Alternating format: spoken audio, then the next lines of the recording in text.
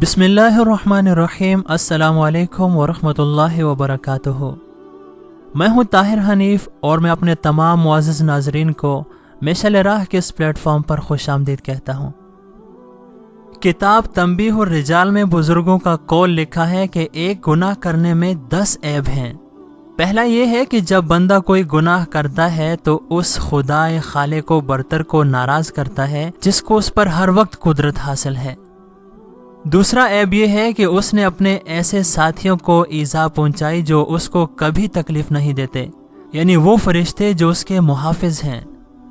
تیسرا عیب یہ ہے کہ وہ ایسی ذات کو خوش کرتا ہے جو خدا کے نزدیک سب سے زیادہ ذلیل اور قابل نفرت ہے، یعنی شیطان، جو اس کا بھی دشمن ہے اور خدا کا بھی دشمن ہے۔ اور چوتھا عیب یہ ہے کہ نہایت اچھے مقام یعنی جنت سے دور ہو جاتا ہے۔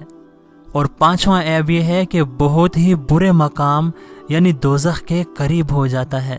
اور چھٹا عیب یہ ہے کہ وہ ایسے شخص پر ظلم کرتا ہے جو اس کو سب سے زیادہ پیارا ہے، یعنی خود اپنے آپ پر، اور کہ یہ گناہ کرنے سے اس نے اپنے آپ کو ناپاک کر لیا ہے، حالانکہ اللہ تعالیٰ نے تو اس کو پاک اور صاف پیدا کیا تھا۔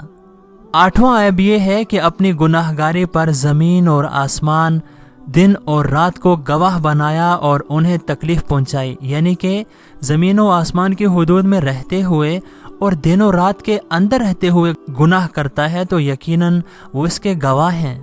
اور نواں عیب یہ ہے کہ اس نے حضرت رسول کریم صلی اللہ علیہ وآلہ وسلم کی روح پاک کو قبر انور میں غمگین کیا۔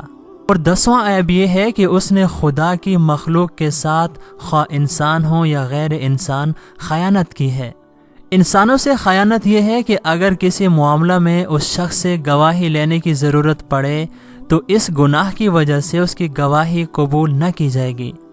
اور دیگر مخلوقات سے خیانت یہ ہے کہ آدمی کی سیاہ کاری کی وجہ سے تمام مخلوقات پر آسمان سے بارش بند ہو جاتی ہے۔ لہٰذا انسان کو گناہ سے بچنا چاہیے، کیونکہ گناہ کرنے سے اپنی ہی جان پر ظلم ہوتا ہے جو کہ اس کے نزدیک نہایت عزیز ہے۔ دوستو، یہ تھی آج کی ویڈیو جو کہ امید ہے آپ کو ضرور پسند آئی ہوگی، تو اسے لائک کیجئے اور اپنے دوستوں کے ساتھ شیئر کرنا نہ بھولیے۔ ہم آپ کے ساتھ ملیں گے ایک اور نہایت ہی خوبصورت ویڈیو کے ساتھ۔ تب تک اپنا خیال رکھیے گا اور ہمیں دعاؤں میں یاد رکھیے گا۔ اللہ حافظ۔